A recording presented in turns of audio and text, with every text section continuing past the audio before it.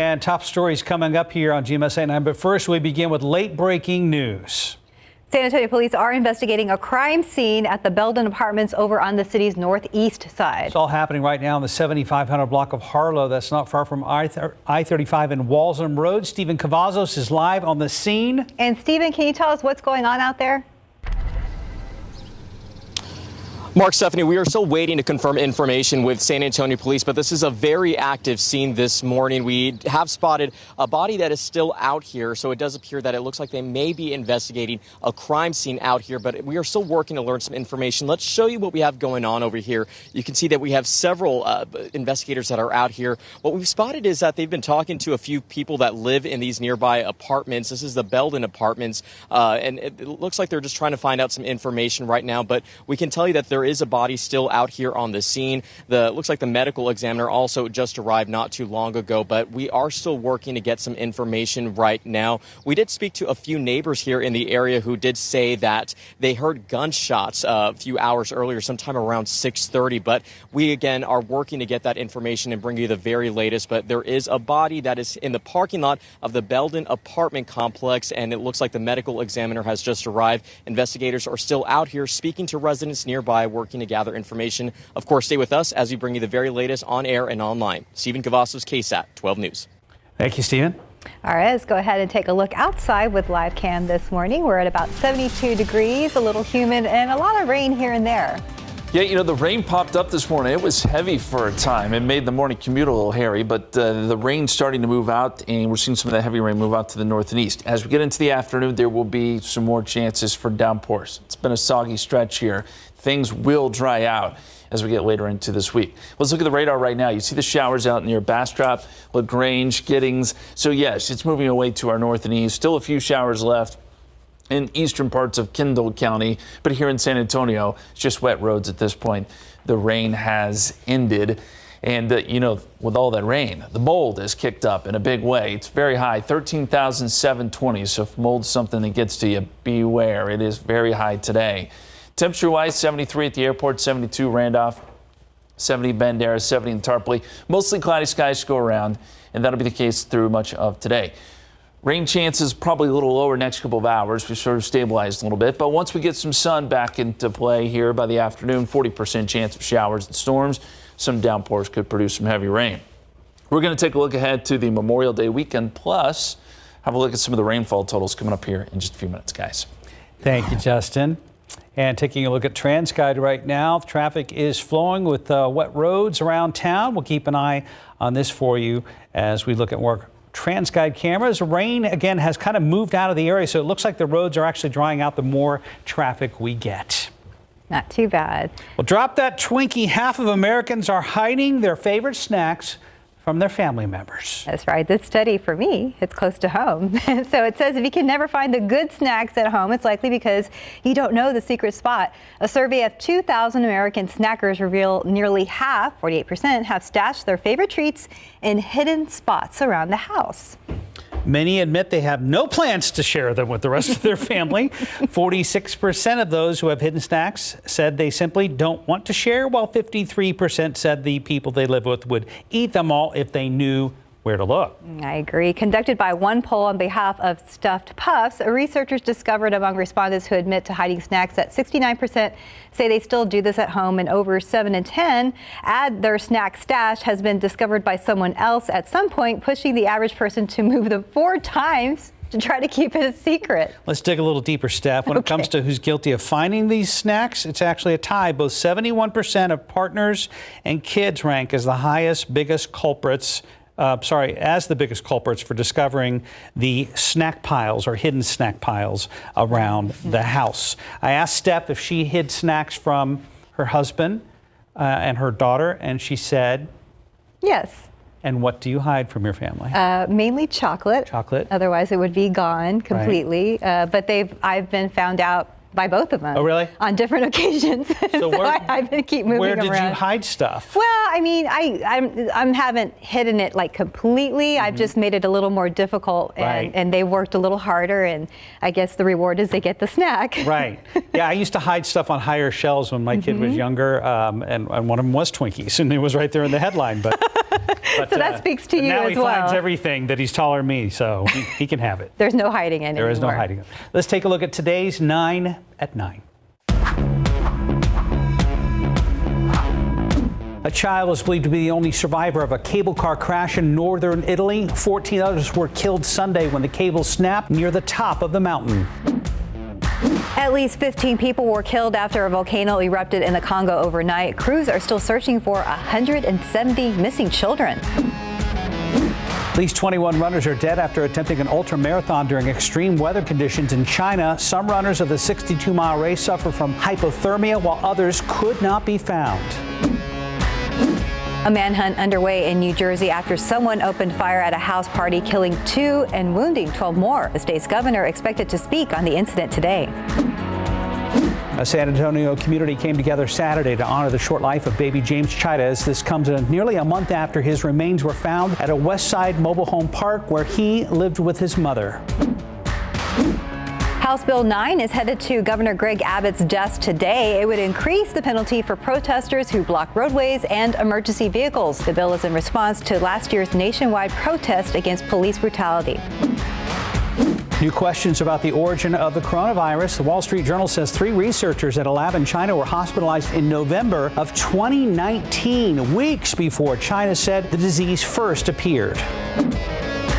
No Spurs in sight, but first-round action in the NBA playoffs continues tonight. The Milwaukee Bucks host the Miami Heat in a rematch of last year's second-round series. Then the Portland Trail Blazers against the Denver Nuggets. Phil Mickelson won the 2021 PGA Championship Sunday, making him the oldest winner at 50. This is his 6th major title. His last PGA Championship win was 16 years ago. And that's today's 9 at 9. And now to top stories we are following today. 2 men have been arrested after police say they broke into North Star Mall overnight. Mall security called police around 3:30 this morning and reported a burglary. When officers showed up, they saw someone had thrown rocks in order to break the glass doors on the side of the mall off Rector Street. They say the 2 people went inside to destroy TVs, kiosks, and the gates to a jewelry store. Officers were able to catch up with them and take them into custody. Police say the 2 had $2,000 worth of stolen jewelry on them. 3 suspects on the run this morning after a robbery and shooting overnight. Police say the men robbed a 16-year-old in the 1500 block of Escalon Avenue. That's on the south side, not too far from McCollum High School. The men reportedly stole the teen's phone, then shot him in the leg. He was taken to University Hospital. Early voting starts today in the runoff election to decide 5 city council races. District 1, 2, 3, 5, and 9 still have councilperson seats open after going to a runoff earlier this month. Early voting runs through June 1st. Voters can cast a ballot at the Bexar County Elections Department, 1103 South Frio, or any of the 17 other locations within the districts up for election. Tomorrow is also the last day to apply for a mail-in ballot. For more information, polling locations, head to our website, KSAT.com. And top stories we're following today as well. TxDOT is cracking down on seatbelt laws this summer. Today, they're beginning their Click It or Ticket education and enforcement campaign. That means more officers are on the lookout and higher penalties for anyone caught without wearing a seatbelt. In 2020, there were 63 car crashes where occupants were not wearing their seatbelts and ended up either dead or badly hurt.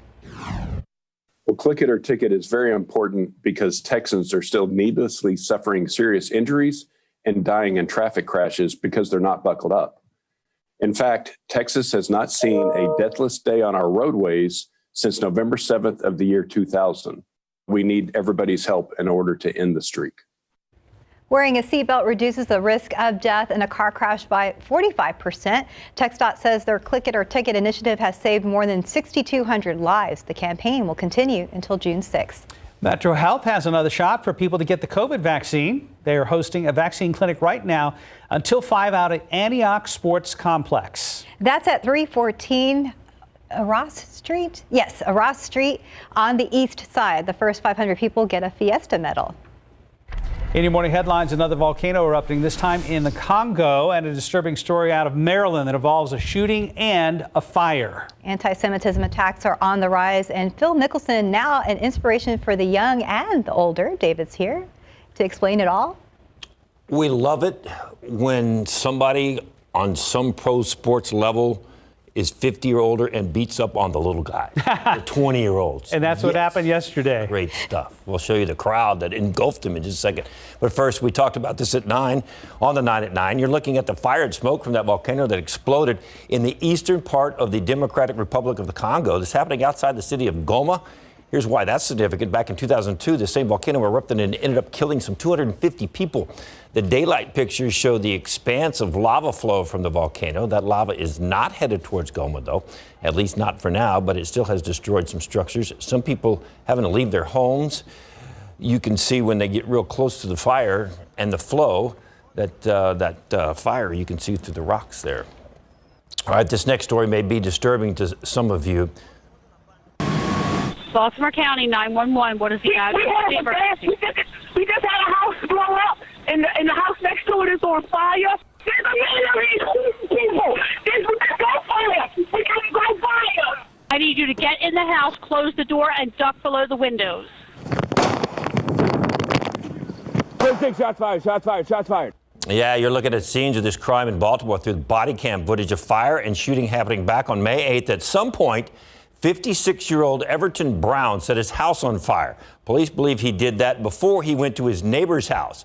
According to the news release from Baltimore County, Brown went inside his neighbor's house, shot and stabbed a 41-year-old man. A 37-year-old woman then ran outside of the house. Brown followed her, shot her several times, killing her. 2 neighbors came outside. Brown shot both of them. A 24-year-old died at the hospital. The other gunshot victim is recovering. One officer arrived on scene and backup arrived. They confronted Brown. Show me hands! Hands, hands, hands! Hands, hands, hands, hands, hands! He act like he's down. He still shoots. I'm sorry. I gotta get away from my window. Gun next to him, gun next to him! Gun next to him, gun next to him! Careful, we got a couple medics out here. 3 people down, 3 people down. Eventually, 4 officers were on scene. They all fired at Brown before they were able to take him into custody and to the hospital. Officers found a gun next to Brown and a knife on the hood of one of his vehicles. They also discovered explosive devices inside one of his vehicles. Brown later died at that hospital. There was nearly 2 weeks of fighting in the Middle East, but a ceasefire has calmed things overseas. However, there has been a rise in hate crimes here at home. Last week, some pro-Palestinian men attacked a group of Jewish patrons at an outdoor restaurant in Los Angeles. The attackers allegedly were asking the patrons who was Jewish. Then in Times Square, there was another violent attack on a Jewish man.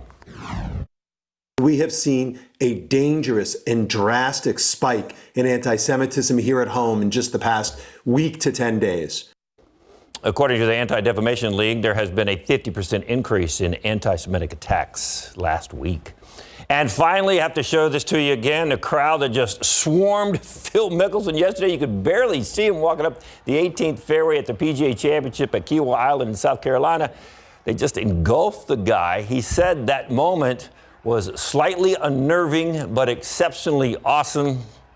About as awesome as him winning that tournament. At 50 years old, he's the oldest to ever win a major. At 50. That's his 6th major title.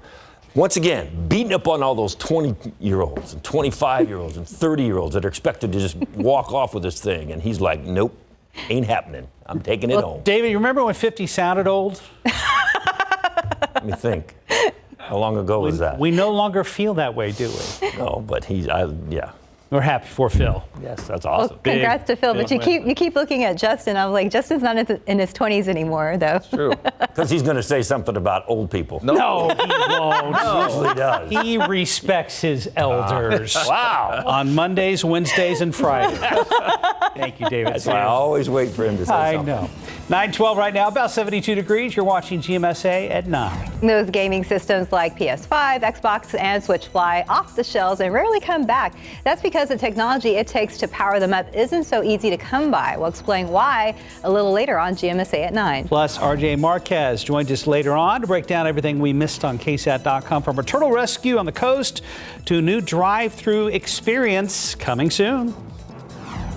Good morning, I'm Max Massey, and we are talking everything from cybersecurity, video games, even photography here at SAMSAT. We are talking about the opportunities open to students across our community. We're going to explain in just a bit. And taking a quick look at stocks this morning, the Dow is up about 155 points. We'll be right back. 9:16, welcome back to GMSA. Our weather team has the jitters, that 1,000-yard stare. It's been an active month or so of crazy weather around here, and it continued into early this morning, Justin. We got another round of some pretty heavy rain. It may have woken you up. Some lightning and thunder mixed in there, too. It was pretty loud, and the rainfall totals were, well, they were up there. We'll show you those here in just a second. First, let's start with the radar, and you see where the activity is. Houston, at least the west side of Houston, is getting quite a bit of rain at this point. Where you see those white lines, those represent lightning strikes. We know that is some pretty good heavy rain right along I-10. Otherwise, it's just light activity up and down I-35 for us. Austin's still getting some rain. A few very light showers in Kendall County.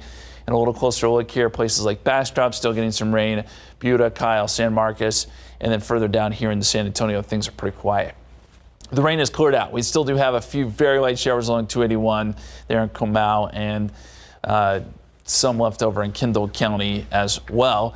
We should get a little bit of a break here, but here's a look at the observed rainfall. This is since Friday, okay? So we did get some decent rain on Saturday, Sunday, and then again this morning.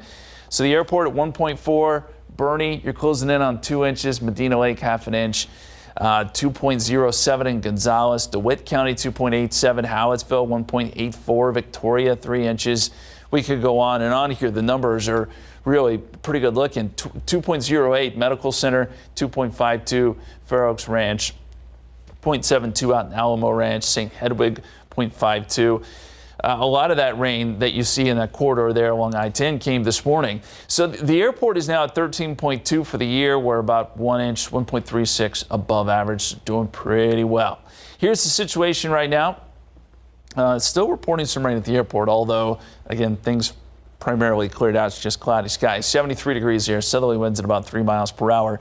71 Rio Medina, 70 in Bandera, 72 Kerrville, 72 Divine, 76 down there in Pleasanton, 78 in Del Rio. We're already up to 80 in Cotulla. Likely seeing some sun down there. Yeah, they are. Yeah, the clouds trying to clear out a little bit. Even here in San Antonio, I think we'll start to see some sun here pretty quick. We've still got some leftover clouds from those showers this morning, but the clouds trying to break up a little bit. And once we get some instability, there will be some more scattered showers and storms. And as we look at water vapor, you can see there's a little bit of a swirl right there. I think that's probably what helped to enhance our showers and storms this morning. The atmosphere is still uncapped. There's still a chance that we'll get some of those tropical downpours again today. And there could be some lightning and thunder mixed in. So here's what it looks like around 4 o'clock. This model does show some more showers and storms around San Antonio area. And the best chance will be east of I-35. As we get into tonight, there is a chance some storms could come out of Mexico. We'll watch that. Not looking for a lot of severe weather, but it is something we need to keep an eye on. And then tomorrow, I think our rain chances start to diminish a little bit. This is around 5 o'clock, not showing a whole lot. Still going to get some showers and a couple downpours east of I-35, but the overall pattern beginning to change. And once again, tomorrow night, we'll need to watch what comes in out west, but most likely that's dying down before it gets into our area. Now let's go forward towards the end of the week and into the weekend. And what you'll notice is high pressure starting to nudge in here. We do get one little disturbance that works around the ridge on Saturday. That could kick off a few showers and storms, but otherwise it's a quiet forecast. We're starting to enter into a period where we'll see more heat, I think, as well. 40% chance of rain today. Those temperatures get up to about 82. Southeasterly winds 5 to 15 miles per hour. And then look for tomorrow a 30% chance of rain, 85. 88 Wednesday, 20% chance. Thursday and Friday look pretty quiet. Again, we do have one model showing a little bit of activity Saturday, so we'll put in a chance there. But otherwise, if you have plans for Memorial Day weekend, at this point it looks pretty good. Hot, but not overly hot. Highs in the 90s, guys. I do find it interesting, Justin, that you said that had this been a few months down the road, what would happen over the weekend would have been a remnants of a tropical storm on top of us. Yeah, it was a pretty good looking swirl as it came into Texas, and had those waters been a little bit warmer and it had been August, we could have been dealing with a tropical storm. Yeah. Unbelievable. All right, thank you, Justin. Right now it is 9:20. And still ahead on GMSA at 9. And good morning. We are here at SAMSAT Cyber Command, where local students can go from designing their very own specialized cybersecurity plan to, get this, designing their own specialized topography map. Look at this. You move the sand and the map changes. This was actually designed by a student. We're going to explain and tell you about the amazing summer programs coming up right after the break. Summer just around the corner. As we continue to head to normalcy, there are more and more in-person opportunities for students across our community. And one of those opportunities is at the San Antonio Museum of Science and Technology. Max Massey joins us live there. And Max, what should families in our area know about the activities available this summer? Good morning, guys. You should know, families should know that there is amazing opportunities. Before we even get to the summer camp, I want to show you something. This was designed by a local student. It is an interactive topography map. So you go through, wait for it, and it adjusts to moving the sand. This is sand. Let's see, I'm going to try to go with an M here. M for Max or for Mark. We're not going to forget about you, Mark. There we go. We just built some rivers right there, and it's amazing. Built by a local student. Is an Xbox camera, a projector. She built the box, threw some sand in it. It's just one of the amazing things going on here at SAMSAT. Speaking of amazing things, we got Cliff here, the Chief Learning Officer. So, Cliff, what should families, what should students, parents expect this summer? Well, we are thrilled to be back and to be live in a safe way doing our live summer camps. We're going to be talking about cybersecurity. We're going to be talking about the Security Operations Center behind us, video games, space, and rockets. We're going to be launching rockets literally yards from Kelly Field. We'll be having a great time. The students will be here for a week, 6 hours a day, learning about these wonderful STEM topics. Okay, now speaking of STEM, big picture. You know, these students are young, education. What about careers? Well, STEM careers in San Antonio are very important. There are so many STEM careers available locally in cyber, space and aerospace, robotics, many other fields. And one of the things we really like to let students know and their parents, to let teachers know, is that a STEM career in San Antonio is $30,000 more per year than an annual wage. So if you think about that, a student who's in a career for 20 years is going to make $600,000 more over their lifetime. We think that can have a huge impact on students, on families, and on communities, and they're fun and rewarding. All right, and one more time for us, specifics for the summer, and how can people get involved? So if you want to sign up for our summer camps, go to www.samsat.org, samsat.org/camps, CAMPS. And there you can sign up for our camp, see what we have to offer. And you even have scholarships. We have scholarships, that's correct. So our in-person camps are paid, but if you are a Title I student, you can receive a scholarship to come to our summer camps. Just reach out to us and make that request. All right, Cliff, thank you so much. And if you didn't catch any of that, we're going to have all this information. Just head to KSAT.com. I'm going to finish out my perfect or pseudo-perfect. It's so simple, but it's really unique, isn't it, Max? It's amazing. And it's just one of the really cool things. It was funny because my photographer, Robert, and I were saying we could spend the whole day here. There's so much cool stuff going on. We got the Cyber Command behind us. We have the interactive topography map. We got everything. We got some Tesla coils to the left. All right. Max Massey down at SAMSAT, otherwise known as the San Antonio Museum of Science and Technology at 102 Mabry Drive. Thank you, Max. Yeah, thank you. Looks like a lot of fun, actually. More ahead on GMSA at 9. Right now it's 9:27. So still ahead, RJ will tell us what we missed on KSAT.com over the weekend. Semiconductor shortage may sound a little too technical at first, but you're likely more affected than you think. After the break, we dive into what it is and why you should care. And as we head to break, a quick check of the roads with TransGuide. Things looking a lot better now than they were earlier this morning. We'll be right back. Hey, welcome back. It's about 9:31. Taking a look outside with live cams. A little humid out there, and boy, was it loud overnight. I felt like my neighbor stepped outside and was throwing his trash can at my window. It was loud. Those thunderstorms came through and dropped a lot of rain. There was some flooding in spots. Some of the highways took on some water. Things are looking a little better now. We've got a few light showers out there. I want to show you a picture on our KSAT Connect. That's the weather station. It literally says it's raining cats and dogs. This was up near Bernie, 1.47 inches. They picked that up just today, so that just goes to show you. It came down very heavily this morning. There was, again, some minor flooding. Here's the situation right now. Some showers out near Lake Hills, near Medina Lake, and then we're also detecting some light showers north and east of Bernie near San Marcos along I-35. And there could be a few more here around town.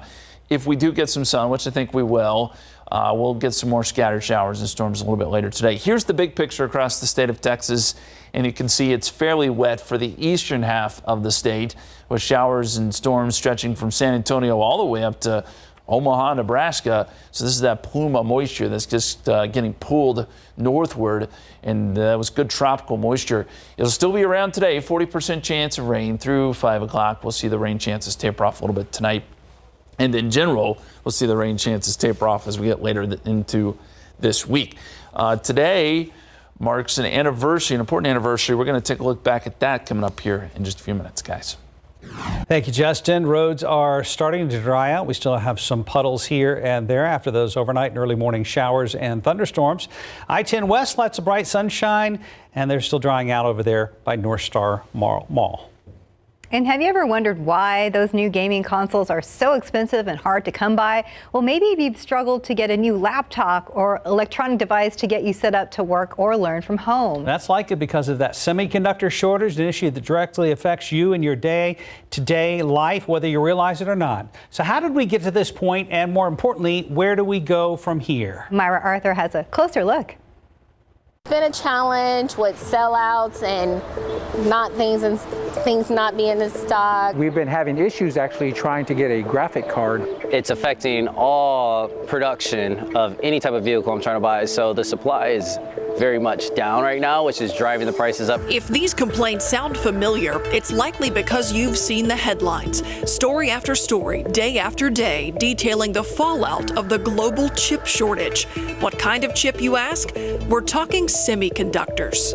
Microwave, toaster oven, a work laptop, an iPad, PlayStation, medical devices, automobiles, refrigerator. Tell me which product you are using does not have electronic chips. But here's the problem. Each of those items have unique circuit boards and require different chips with different designs. It's not a one-size-fits-all. And according to Anundi Datta, an assistant professor with UTSA's computer science department, production of even one chip isn't exactly simple.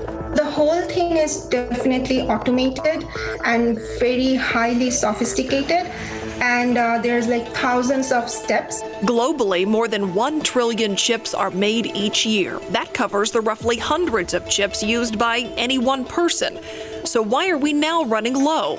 Well, that's complicated too. When COVID-19 happened, at that point, people thought there won't be much demand for the chips. Something we know now was furthest from the truth. At that point, we needed lots of devices, and people bought lots of devices, workstations, gaming devices, all kinds of. So the opposite happened, and there's that supply-demand issue. Also not helping matters, a fractured geopolitical landscape. Tensions only growing between some of the world's biggest producers and consumers of semiconductors. The U.S., Taiwan, China, to name a few. This is exactly what we call in the movie The Crash of the Titans. They will have to do all kinds of things to protect their own interest. Mark Long is the department chair of UTSA's College of Business. As he explains, more and more countries have drastically reduced outflow to foreign consumers and have instead shifted to maintaining their own stockpiles to ride out this storm. Pair that with natural disasters like drought in Taiwan, a plant fire in Japan, even February's power grid failure right here in Texas, which shut down multiple plants in and around Austin, and you have a recipe for a dwindling global supply chain. Over 70% of the chips in the world on the supply side have been disrupted. What can you do about it? Nothing you can do, because these companies hold the technology. For local owner of Steve's Computer Repair, Steve Flannery, low supply means higher demand. So since COVID, we noticed a big increase of people coming in with older laptops that they want to repair because there's a shortage on new laptops. It also means higher prices for parts. So for all the teachers, new college students, or professionals working from home, prepare for a little more money to be taken out of your pocket. A typical job may cost $200 to repair your computer. Now it costs $230 to repair your computer. Plus longer wait times. It took us about 6 months extra time to get get our big shipment of parts in. So it's affecting our parts stream, really. We can't repair unless we have the proper parts. Among the hardest hit amid the shortage, the auto industry. Right now, it's just going to be tough for new car franchise dealerships or even just used car dealerships just to obtain vehicles at a reasonable price that they can turn around and resell to consumers. Any single car easily uses thousands of semiconductor chips.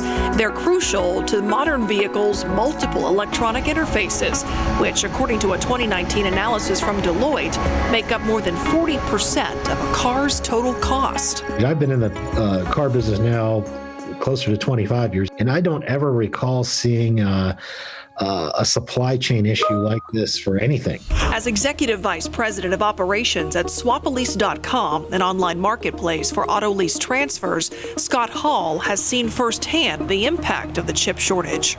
In the last year, we've kind of been hit twice in the gut. The first time was lack of production due to COVID. With fewer new cars on the market, Hall says used cars find more worth. And with demand high, the number of used cars available is also slowly dwindling. I've been in the process of trying to buy a car since March 24th. Which is why many are turning to sites like Swapalease as an alternative to traditional car buying and selling. As the name suggests, the site allows you to transfer an auto lease from one person to another and is very much allowed by most leasing companies.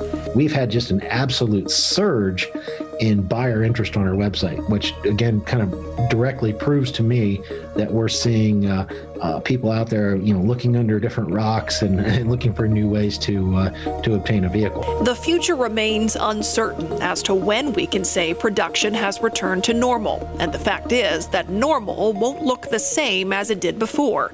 Many countries, including the U.S., are now striving for a self-reliant model of chip production, which is an uphill battle requiring new infrastructure and a healthy supply of capital. These chips, these wafers, are batteries, broadband, it's all infrastructure. It's a long-term solution, but it does come with some short-term costs. So it's a question of, are you willing to pay a higher price in order to build up your infrastructure again to protect against this kind of disruption or risk? In the meantime, there's not much we can do but wait. So whether you're looking for a new car or hoping to secure the next big gaming console this holiday season, just know it may not be as easy or as affordable as you might think. In-depth preview from our KSAT Explains team right now. It's just about 9:40 and we're at 73 degrees. You're watching GMSA at 9. A stranded sea turtle gets a second chance at life in a local drive-in theater coming back this summer. We're going to take a look at some trending stories on our website coming up. And RJ joins us after the break. Look at some of the fun stories you can find on our website right now.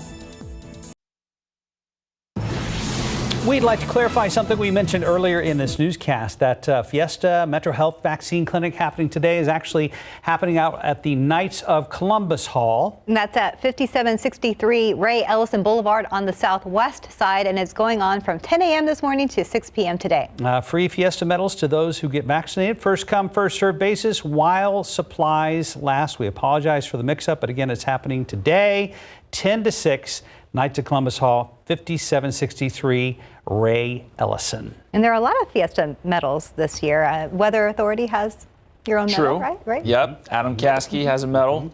All look pretty cool. It's exciting we're getting back into that sort of. Yes, it is. So you hinted at a date in history that you wanted to touch on, Justin. Yeah, this is the 6-year anniversary, guys, of the Wimberley floods. You may remember this back in 2015. 40-foot really wall bad one. Water came down the Blanco River. San Marcos River rose quite a bit as well. Did a lot of damage. We all remember this pretty well. Unfortunately, we did lose some lives during this flood. Something like 10 to 13 inches of rain fell in a very short amount of time in the hill country, and that resulted in this quick river rise, a record river rise. And it just goes to show you that this is the time of year we have to watch very closely for that kind of flash flooding. Thankfully, we haven't been dealing with anything like this last couple of days, but it has been fairly wet. Let's go to the radar, and you can see where the heavy rain is now. Heavy showers and storms west side of Houston. These are tracking north, and then we still have some rain across parts of I-35 Austin up to Round Rock, College Station, getting a thunderstorm. We've gotten a chance to dry out a little bit after some heavier rains this morning. It was loud right about 3:30, 4:30. That's when those storms came through San Antonio. But you can see some of the light rain really starting to move north out of the area. We are picking up on some very light returns out near Medina Lake, and there could be a few sprinkles here around San Antonio. We've also seen the sun try to pop out here in town, so that's going to lend itself to some instability a little bit later this afternoon. Here's a look at the precipitation deficit over the last 365 days. So we're talking over the last year here, where we are rainfall-wise, and we still do technically have a deficit at 5.96, but I'll tell you, this is much, much, much better than it was.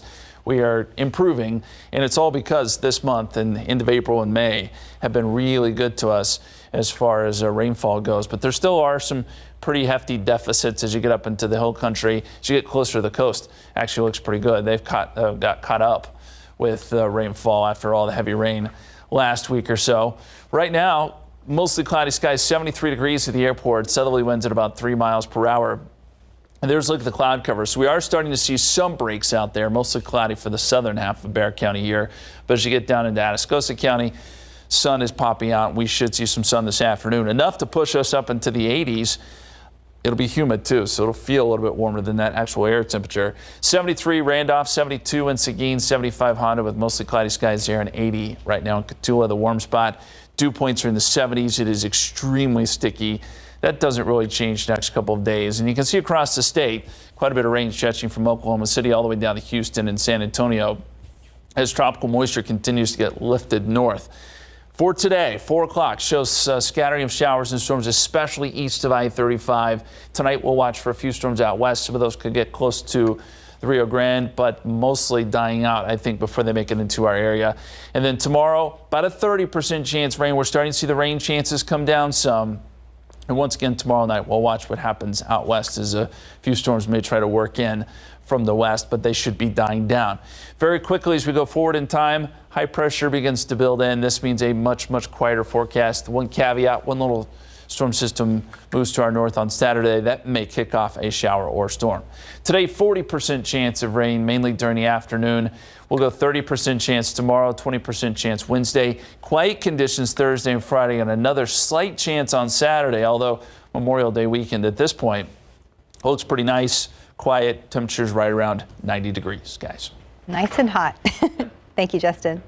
And a stranded sea turtle is rescued on Padre Island, plus another fun spot to watch a movie this summer. And get to know your four-legged friend's history. RJ Marquez joins us here in studio with what's happening on KSAT.com. Always good to see you on a Monday morning, RJ. Yeah, good to see you guys too. Happy Monday. And we're talking about dog DNA. All right. Dog DNA. That's the little teaser there for that story. But first of all, let's start with that sea turtle rescue. Of course, the sea turtle is always a big draw on Padre Island for many visitors and researchers. And one was rescued over the weekend after someone found it on the seashore. So check this guy out right there. This is a loggerhead sea turtle that was stranded and had barnacles. You could see those little circular things all over its shell. Padre Island officials posted the pics over the weekend on Facebook and said the turtle was in definite need of help and is now at a rehab facility. Barnacles aren't always bad, but they're not good if there's a bunch of them on a sea life or any sort of creature, especially on the shell of a turtle, because it could lead to infections and really kind of damage the shell. So this turtle, of course, is at the rehab facility, but it is currently turtle nesting season. So if anyone sees a stranded one, go ahead and give wildlife officials a call, and they will go ahead and pick up those turtles. So pretty good. Thank God someone saw that turtle out there, or else, it may have not survived. Being out there. Goodness. So DNA testing's been a thing for a while now, things like Ancestry.com. We've been doing that for ourselves and our families, right? Yeah. Yes, and that's our next story here. So speaking of the animal kingdom, I went down a rabbit hole here learning about this. Millions of dog owners across the country are doing DNA tests to find out more about their beloved pets. So dog DNA tests, they are now a thing. These companies can test over 350 different breeds, types, and varieties for a dog's ancestry. So if you want to know more about your dog, whether it has some wolf in them, some coyote in them, this is definitely the way to go. And it works the same way as some human DNA tests. All you need to do is get a cheek swab if your dog is willing to do that, and you'll get those results in a few weeks. Guys, would you be interested in doing this for your dogs? Yeah. Sure. Yeah. Well, I mean, recently during the winter storms, well, it must have been the snow background, but there was a lady that was like, "Hey, is that a fox?" So who knows what kind of dog Gordo is. Yeah, and I think Labradors, I think that's part of Nova Scotia, but I seriously doubt that Truma is actually from Nova Scotia. So just color me skeptical about his background. It's a little shady. You got to find out then, definitely. Okay, guys, so now to something that made a bit of a comeback during the pandemic, drive-in theaters, and it's apparently sticking around for the near future. So one of them, flicks from the Rooftop Cinema, will return to San Antonio this summer. The Rooftop Cinema is in the parking lot of Six Flags Fiesta, Texas, and will start showing movies next month. Tickets for the drive-in at La Cantera will go on sale on Wednesday. The Rooftop Cinema Club is one of a few that popped up last summer to give people a break from the quarantining while also social distancing. So last summer it showed movies like Back to the Future, Grease, and Fast and the Furious. So you need your Vin Diesel fix. There you go. As well as some holiday-themed movies. Drive-in theaters, pretty cool idea there. See, there are some things from the pandemic we don't mind if they hang around after all. I'm glad those are back. Yeah, definitely. Okay, guys, now to the national days of the week. We'll get through these real quick. Today is National Scavenger Hunt Day and Brothers Day. So tomorrow is National Missing Children's Day, which shines a spotlight on child safety. The observance also honors the professionals dedicated to protecting children around the country. Wednesday is National Paper Airplane Day. Fun fact, paper planes originated 2,000 years ago in China. Who would have thought that? What? Yes. I had no idea. Thursday is National Grape Popsicle Day and my mom's birthday. So early shout out birthday for my mom. Friday is a day for some eating. We have National Hamburger, Beef Burger, and Brisket Day. Saturday is National Paperclip Day. So the paperclip has also been around for a long time, since 1870. Wow. Yeah. Interesting. And Sunday is National Mint Julep Day. Interesting fact here. Each year, Churchill Downs serves almost 120,000 mint juleps over 2 days during Kentucky Derby weekend. They're even better when you say them with a southern accent. There we go. Mint julep. On the front porch.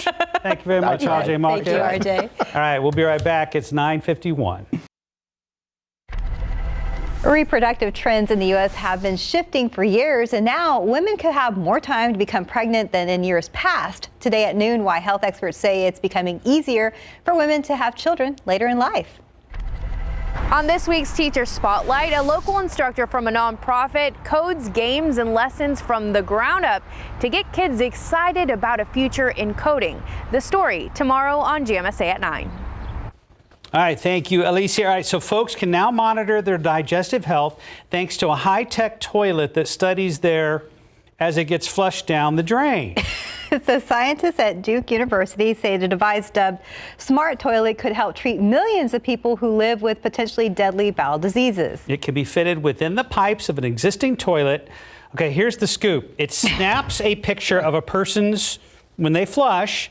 An algorithm then determines whether the movement is loose, normal, or constipated, and whether it contains any blood. We're so sorry if you're eating right now. The data could help doctors keep track of their patients' bowel movements and provide better treatment those suffering from irritable bowel syndrome or inflammatory bowel disease. On that note, have a great Monday, everybody. Gross.